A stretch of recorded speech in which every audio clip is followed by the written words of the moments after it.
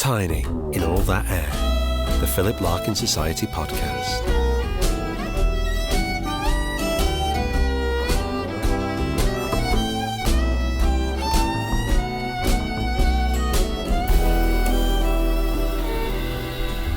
Hello and welcome to Tiny in All That Air, the Philip Larkin Society podcast. My name is Lyn Lockwood and my guest today is writer Chris Walsh. Chris talks to us about the many aspects of his life and writing that are influenced by his love for Philip Larkin, taking in the Goons, the Beat Poets, the English Office Party, Twitter spats, Scott of the Antarctic, and what he learned from being a council flat inspector. Chris also reads Home Is So Sad, a poem that plays a central role in his new novel, The Dig Street Festival. I was conceived in Congleton, I believe. My parents, I asked them recently where I was conceived. So we never ever talked about anything like that in my family. You know, it was no sex, we're British sort of thing. And so anyway, I thought I'd ask them just to kind of wind them up a bit, and they said Congleton, and the reason it's kind of relevant is one thing about Larkin that I've really relate to is his sense of place, or his lack of sense of place, in a way. So I don't really feel like I belong anywhere. That sounds a bit sort of melodramatic, doesn't it? But it's kind of true. You know, I grew up in Middlesbrough. My parents moved there when my mum was pregnant. They met in London, but they're both from Manchester, so they didn't fit into their respective families, and they sort of escaped. And then moved to Middlesbrough because it was cheaper, and they didn't like it at all, and they stayed for 30 years. So, I mean, it improved. You know, it was in the mid 70s.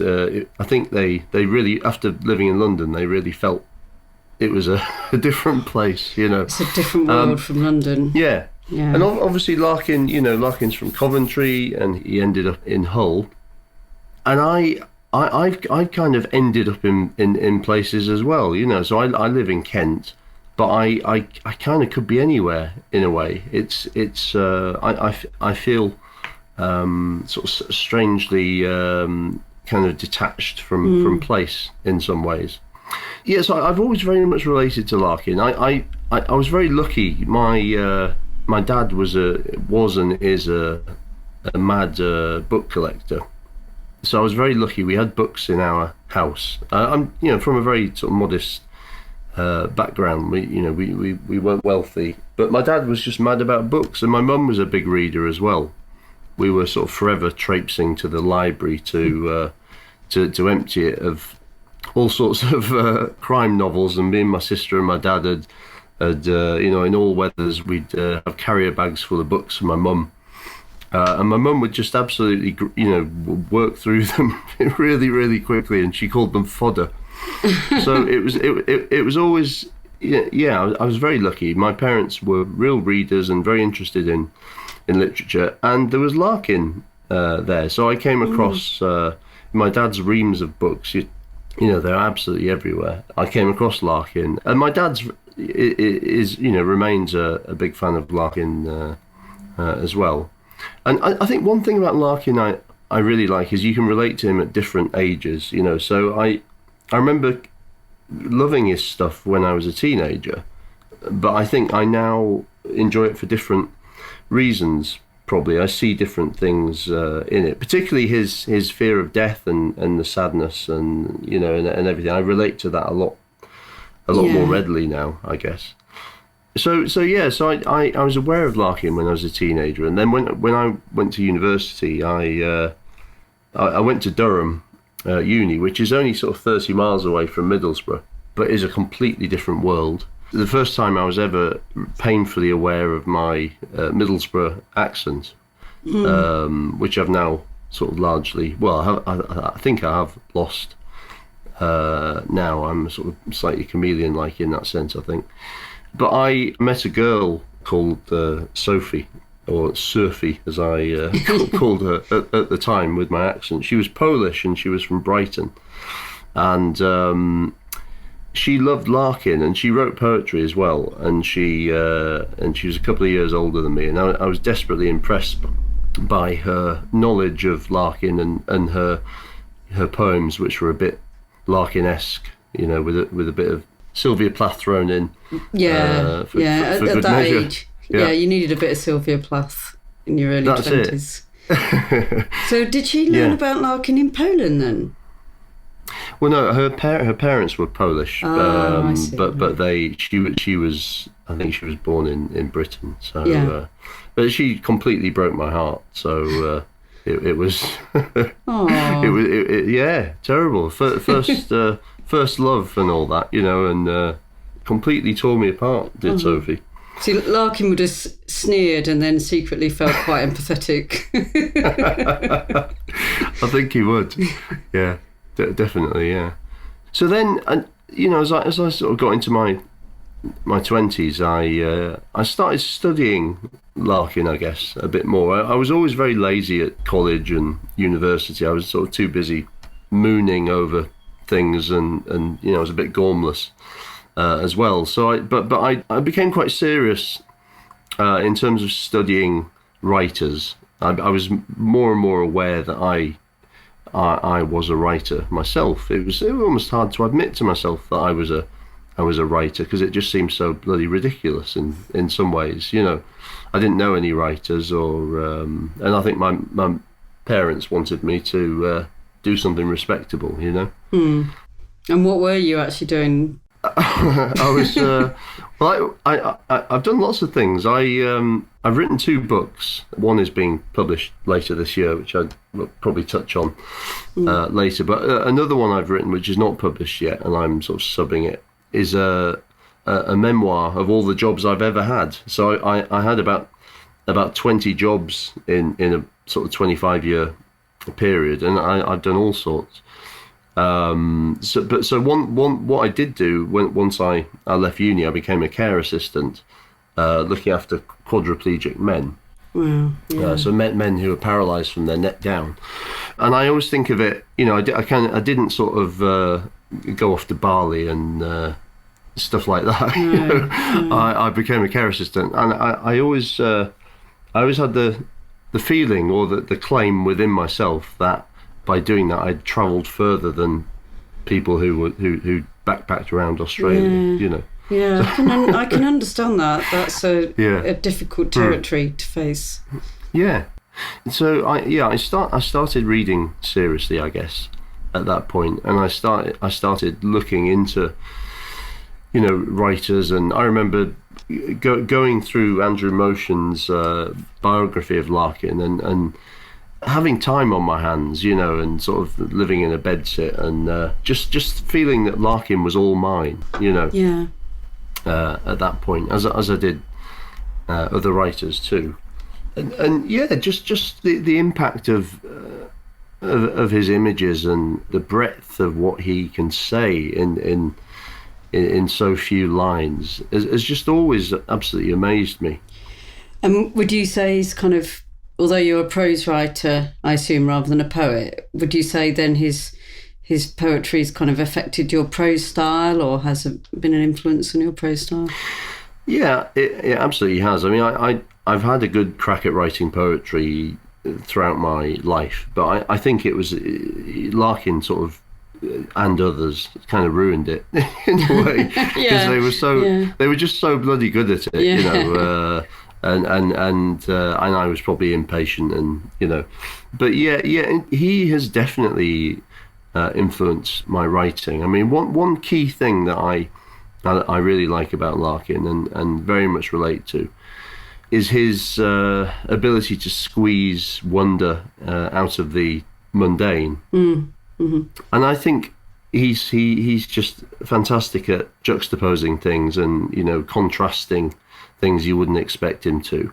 And part of that, for me, it goes right back to my childhood, and Middlesbrough as a place. Now, you and I were talking about Middlesbrough, and Middlesbrough a bit as well. It's this ex-industrial place. You can see the industry from wherever you are, you know, and the it's everywhere on the horizon, and then surrounded by just the most absolutely verdant countryside. You know, the Cleveland Hills, and then the coast is just absolutely gorgeous. And that's right. Yeah, it's a beautiful, beautiful landscape. Yeah, it's such a contrast. It's such a stark contrast, and I think I always had a taste for such contrasts ever since, in a way. And I really admire the way that Larkin is able to turn on a sixpence. I mean, I'll use an example of one of his poems. Yeah. This Be the Verse. Obviously one of his best-known poems. Yeah. He was pretty sort of out there, wasn't he, at the time, using the F word. Yeah. But it's obviously about, you know, inheriting things from your parents, and this being impossible to escape. But then he just immediately takes us right out to off the land and out to sea, saying it deepens like a coastal shelf. Yeah, yeah. It's just absolutely astounding, you know, the way that he is able to do that. It's quite magical. I think. Yeah, because it's quite sort of a very specific kind of geographical feature, isn't it? A coastal shelf. It's not a phrase that is in everyday language, and yet it's that perfect image that you get for the kind of stepped nature of kind of families and handing, you know, like the increase in misery that's sort of hidden beneath the surface as well. That whole idea of the coastal shelf.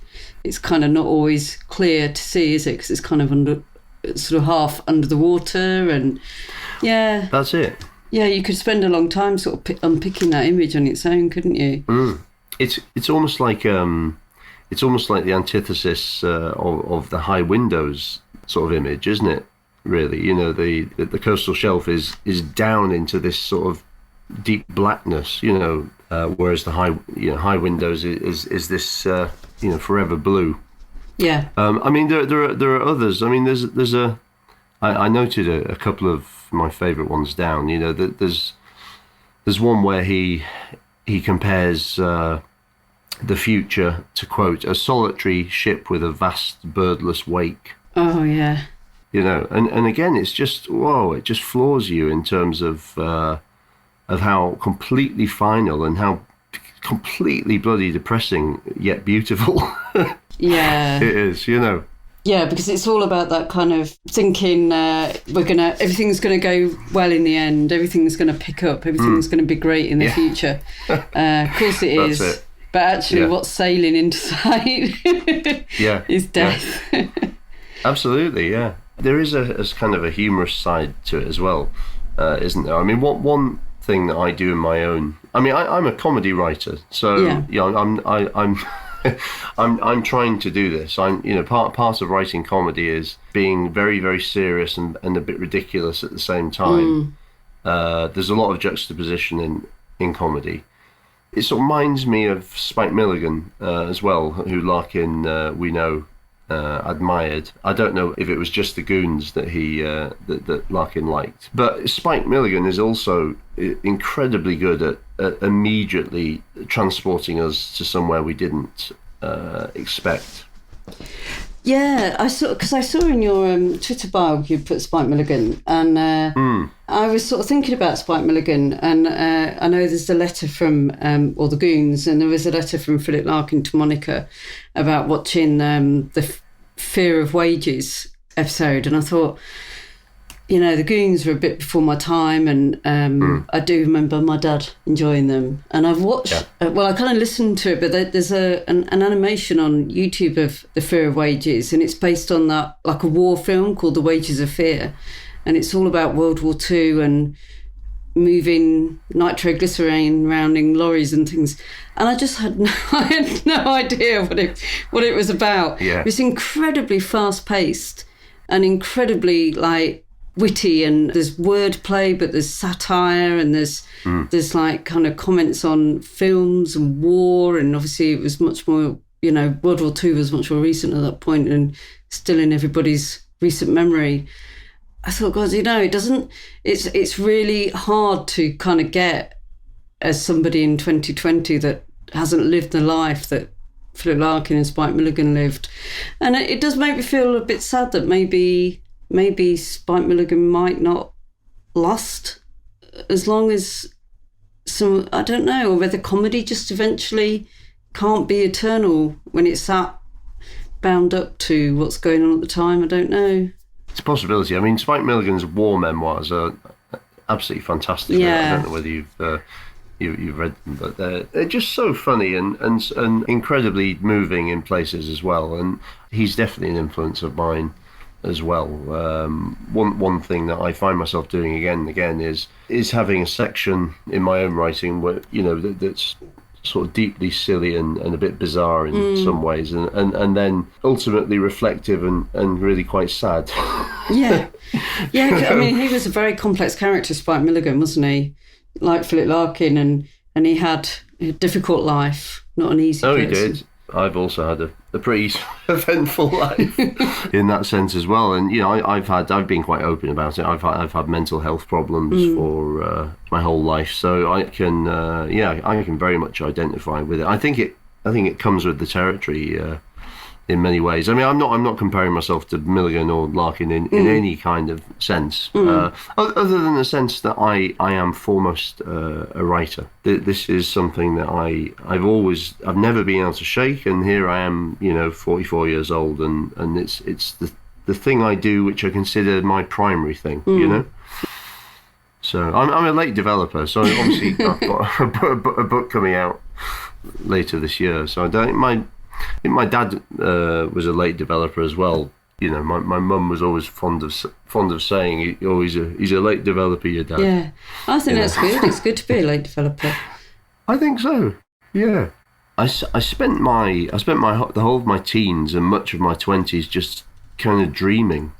In some ways, my inner life was sort of all-consuming in some ways, and I think I remember Paul Auster saying something similar, that he dreamed his way through his young life, didn't write anything, and then as the dreams kind of faded in that sense, he found that he was able to write it all out suddenly. It took sort of crystal form, and I feel very much the same. I don't think I tried to write. I desperately tried to write when I was in my 20s and early 30s, but it was just rubbish. You know, it just wasn't any good. It was just so soul destroying. But then as I got older, that happened. You know, I perhaps started dreaming a little bit less, but I was much more able to put it down. You know, there was some sort of formula some critical mass had been reached within me that linked experience to it, and I was then able to, and I was off. You know, I was writing 10 to the dozen. And you'd done your sort of writing YTS in the meantime. You'd done your apprenticeship. That's it, yeah. Ready to go. I was just interested, I was going to ask about your attitude towards work, really, because, you know, with your, you know, the Book of Jobs and things, and Larkin's Toads and Toads Are Visited, and that kind of slightly ambivalent attitude towards work. Do you feel like a sympathy with that? Yeah, I definitely do. I think that Larkin had a sort of a dual relationship with work. Really, I think it kind of nourished him as well, kept him going. It was structure. He's very good at what he did, wasn't he? You know, he was an outstanding librarian. Yeah, that's it. And I've always felt the same. You know, I mean, who likes to do the day job? You know, it's not your number one choice, is it, on a Monday morning in January? You know, but it does. It's the same. It gives me structure, and I think also it gives me experiences that are amazing for inspiration. You know, I mean, one job that I had was I was working in a company who supply insurers when there are disasters. So they have people who go out and you know, help pensioners who are up to their chests in floodwater. Yeah. You know, I was in the sales department of it, and we worked with lots of insurers, and essentially I learned how businesses work, you know? Yeah. I learned all the jargon. I learned about financial stuff. I learned about, you know, how to talk to people in the corporate world and et cetera, you know, and it's just very useful. Yeah. And there's a hell of a lot of comedy in it as well. You know, if you get any company, it doesn't matter who the company are. You know, it could be Coca-Cola or it could be the mechanic round the corner. Murphy's Law absolutely applies. You know, what can go wrong does. Yeah. Any company is constantly, the people within the company, you know, the employees and the customer. It's just constant havoc. But yeah, he was very well liked, and I think he, you know, he sort of valued his team, and that was very heartfelt for sure. Yes. Yeah. I hadn't realised it in doing a little bit of research, just kind of going over Larkin's life again, and you know, reading around him. I hadn't. I don't want to sort of cast aspersions on the man, but I hadn't realised that he was quite a drinker. Yeah. Especially towards the end of his life, once you know his inspiration had gone, which is obviously a terrible thing to happen to him. Yeah. I suppose there were different times as well, weren't there? I think everybody was puffing away all the time, and it was more drinking at work than now, I imagine. Definitely a different world. And I think there is a suggestion that the alcohol, you know, played a part really in his kind of early death. But he liked a gin and a glass of champagne, and there's a nice letter. You know, I don't know if you've read any of the letters to Eva, his mother, the collection that came out about a year ago. No, I've got letters to Monica, but I've not. This is letters home. Letters to his mum. Yeah. Yeah, that James Booth edited. I mean, they're only a percentage of all the letters he wrote. I think he wrote about 4,000 letters home. I think there's only sort of, I don't know, 300-400 or something in the book. But Eva had a morbid fear of thunderstorms. She was very terrified by thunderstorms, and in one of his letters he writes to her and just advises her to go and get a bottle of sherry. Right. And if the clouds start to pile up on the horizon, just have a glass of sherry and it'll see you through. But yeah, it's interesting sort of comparing the post-war English writing scene with the post-war American scene, you know, and while the people like Kerouac and Ginsberg and their bunch were kind of proto-hippies, you know, in the 50s, and doing things and saying things that outrage people, and you know, produced some quite good writing as well. Yeah, and that post-war kind of just going in new directions, isn't it? And that new world of the 1950s, and that every generation rebels against their previous generation anyway. But when you're the generation after, you know, it's your parents that really fought World War II, and you were youngsters during that time. You know, I mean, Larkin at Oxford University, wondering whether or not, you know, his parents had been killed in the bombing raids in Coventry. I mean, it's a very dark sort of existence in your 20s to go through that, isn't it? And Larkin very much aware of being one of the few men still at Oxford, because most of his contemporaries had gone off to fight or joined up in some way, but he wasn't. He, you know, failed the physical test. He was a 4F, wasn't he? Yeah. And of course, Monica was there at the same time as him. They didn't know each other then, but she did very well. You know, young women did very well out of that, because the universities were a bit depleted at that point. But I don't know what Bukowski's experience was during World War II. I don't know. He was also a 4F as well. Was he? Ah, right. He was. Yeah, I mean, a lot of the writers, you know, the beat writers were. I don't think many of them served. Certainly not for long. I think Kerouac was. I think he feigned insanity to have an honorary discharge, I think. It's just interesting, that the Americans are so different. They're brash and they're very show busy, etc., etc. I kind of think he was really out there as well in terms of what he was doing. He was sort of thawing the old style fools in hats, wasn't he?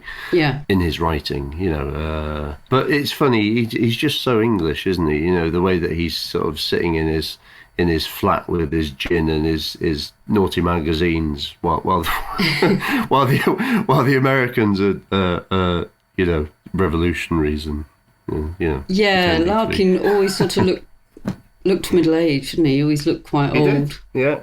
Yeah, he did.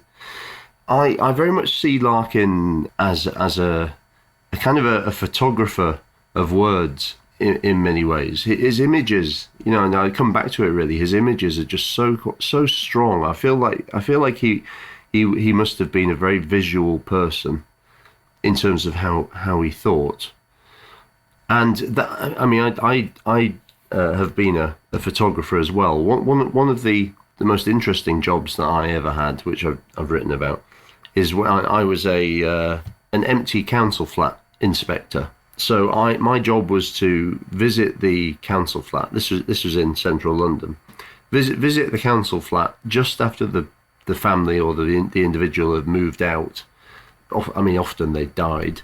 And when I would visit, all of their stuff would still be there. So it was just an incredible kind of voyeurism in a way. You go in these flats and there'd be a sofa with an old cup of tea on the table and a newspaper from a few weeks ago there, and there'd just be sort of marks of human life everywhere, really, and it was moving and it was fascinating, and I was mad on photography at the time, and I do what I was there to do, and then I would get my camera out, and I would I wasn't meant to be doing it, but I would then spend 20 minutes photographing everything that I found interesting, and I've got thousands and thousands of pictures, but I thought about Larkin when I was there. I'd be in tower blocks, 20 stories up on a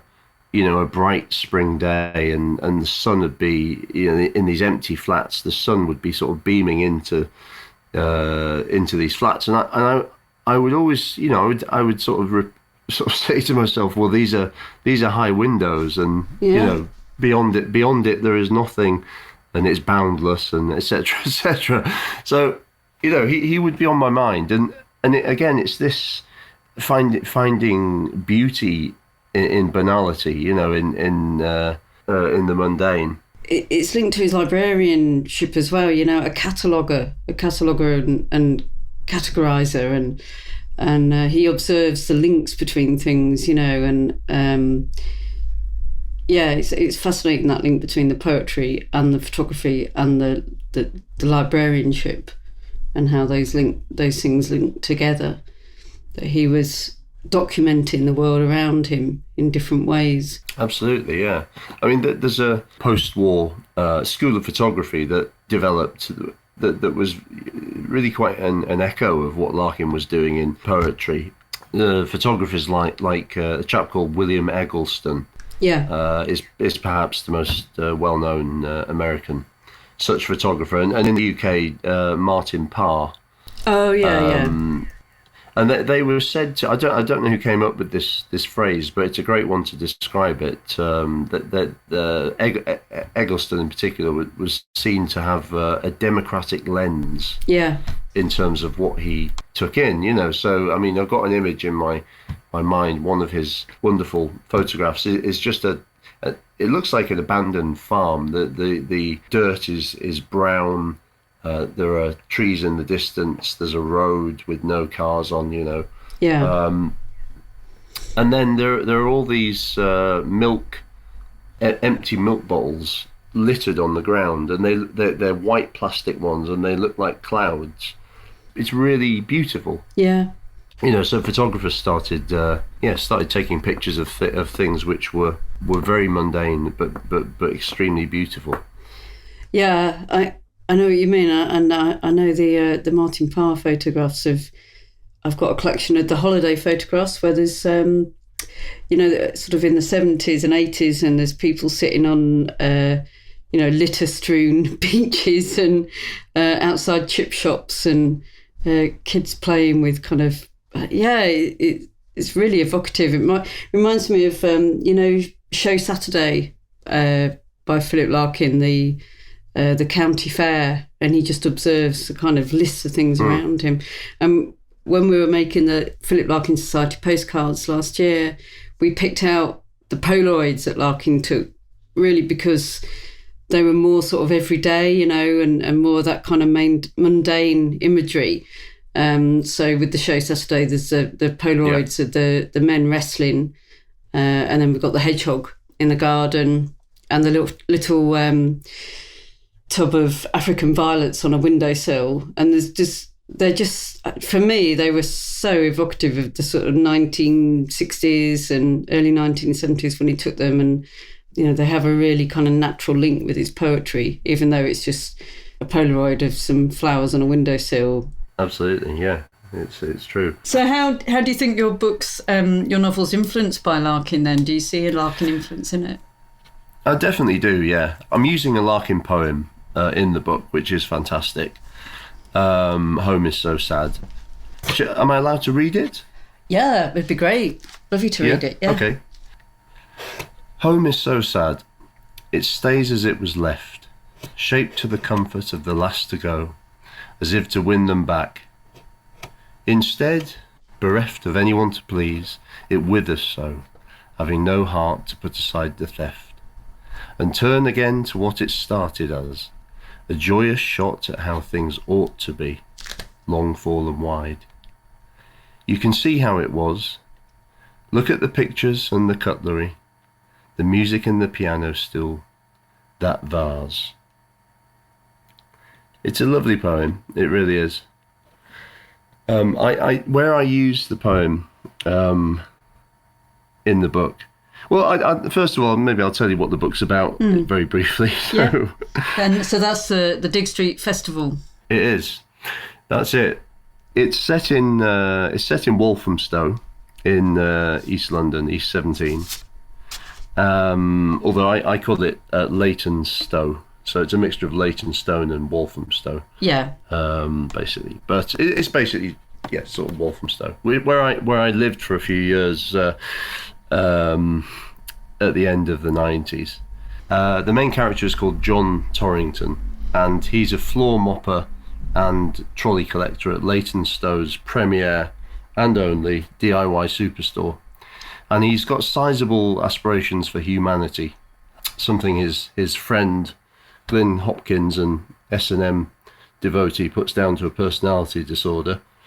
But taking a lead from his hero, Scott of the Antarctic, John sets out to re-explore their East London suburb to see if anything was missed the first time around, and establish whether he can figure out some way for Leytonstow's citizens to be nicer to one another. So where do you see the Larkin links in that? I can see the kind of working class, the everyday at the beginning, like the DIY store. It's quite a Larkin-esque place, I would imagine.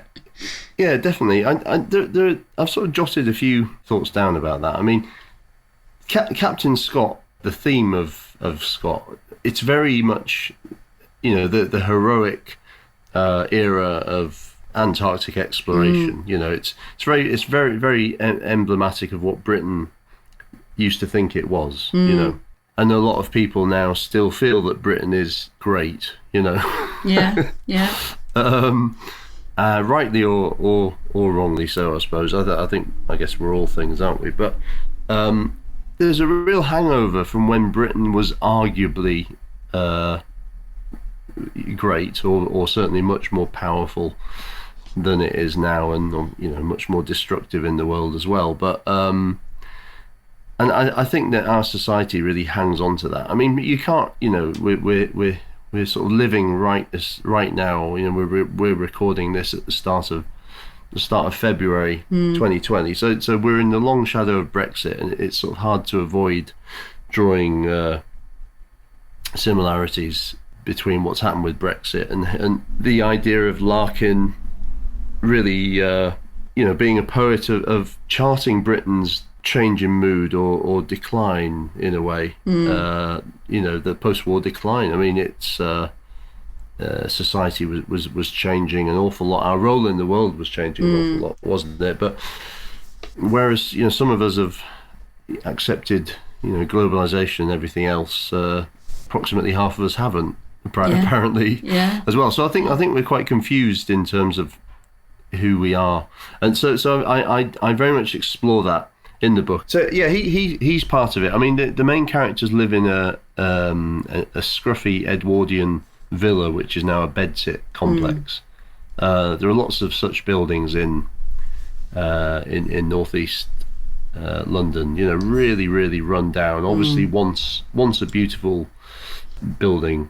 A lot of the action takes place in what I'd kind of term old man's pubs. Yeah. With lots of old men there with all of their silent with all of their memories. Yeah. The pint that they sort of drink all afternoon.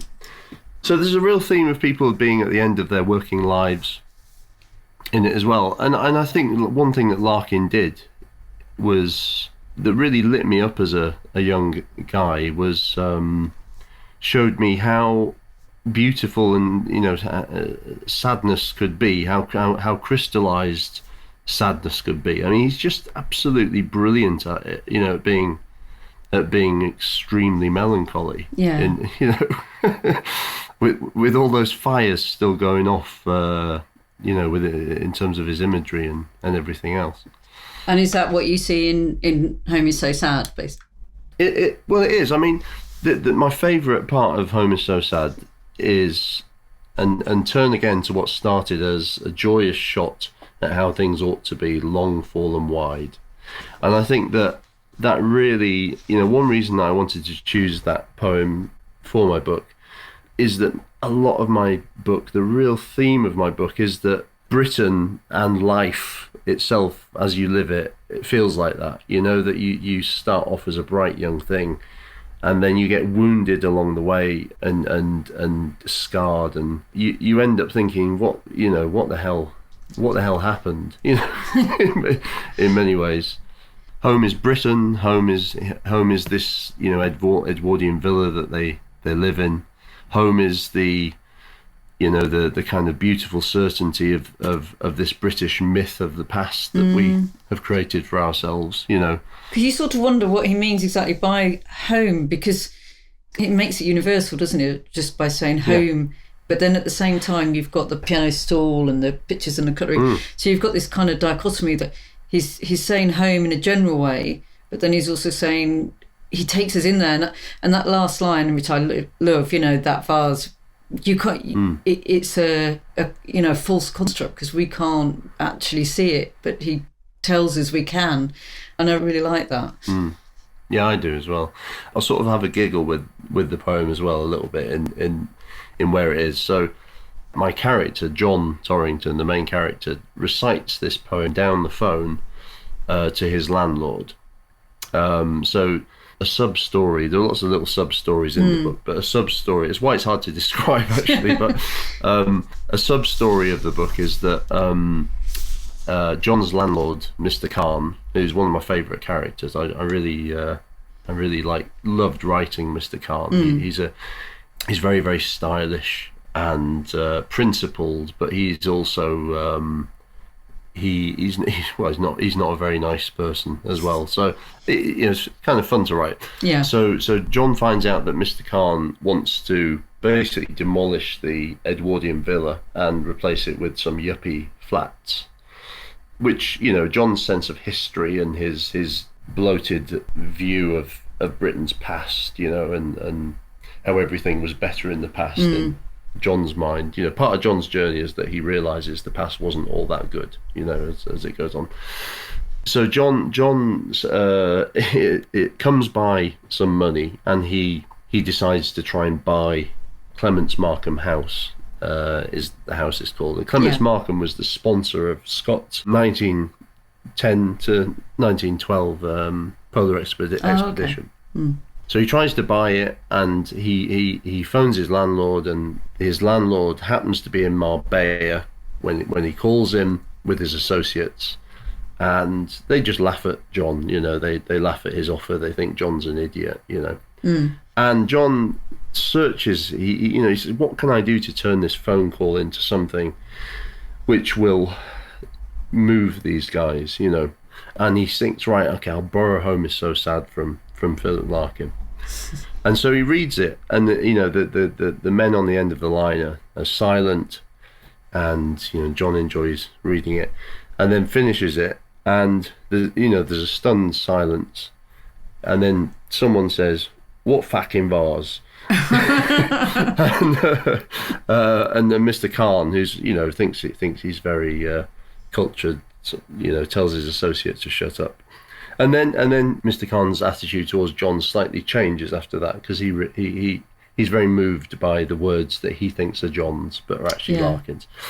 And I sort of say John thinks this in the book, is that Larkin was well known that he wasn't that keen on foreign climes, and he might have found it a bit irregular that his poem was being recited to a group of Indian gentlemen breakfasting in Marbella. So yeah, but no, it's perfect for the book, and I'm really glad that I'm going to reproduce it in there. Yeah, so it's being published by Louise Walters Books, which is great. I met Louise on Twitter, and I mean Twitter's just fantastic for me, because I've literally, anyone that I know, whether writers or publishers or agents or anyone involved with books, I've met through Twitter. I didn't know anybody at all in my sort of real life who had any kind of interest in writing at all. I know a few readers, but not people who are actually interested in the mechanics of actually making books. So a lot of people knock Twitter, but I think it's absolutely brilliant. It's bloody annoying as well, but I think it's amazing. It's an amazing resource for writers who aren't in the club. Yeah, I agree. And the Philip Larkin Society, obviously we run the 2 Twitter accounts now, and they're definitely, I think, a good way of just bringing people along a little bit. And we've toyed with Facebook and Instagram and all that sort of stuff, but I think Twitter really is a natural place for writers, because it is still text focused. Definitely, absolutely. And I think you can see writers all the time enjoying tweeting, because they're mini statements, aren't they? Yeah. And you see people who are absolutely brilliant at it. I think people who tweet all day long every day, or are just really good at it. But some people are just absolutely brilliant at it, and they can really make you laugh, really make you see an image just in a few characters. It's quite an art form. Yeah, it definitely is. Yeah, I know. Like Ian Macmillan tweets poetry every morning when he goes for his morning walk around Barnsley.